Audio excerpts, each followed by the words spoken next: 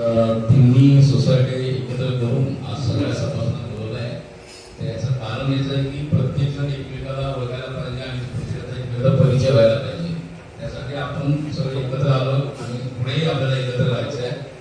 आज आपण जी संस्था स्थापन केली आपली रजिस्टर संस्था 10/1/2025 रोजी आपली रजिस्टर संस्था आलेली आहे.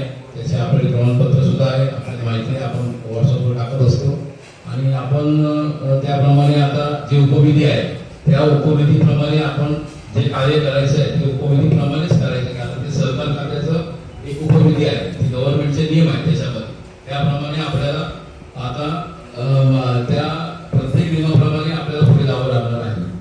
पहिलं होतं आपल्या नियोजित संस्था होत्या, त्याच्यापासून सगळ्यांना आपण हे करत होतो, माफ करत होतो.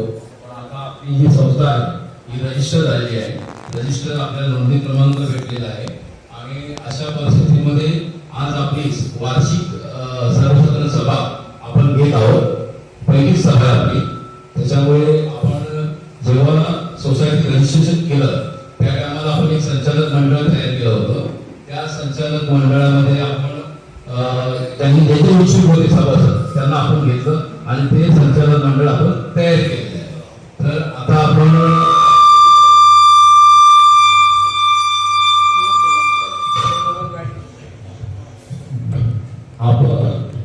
आणि माऊली रामेश्वर माऊली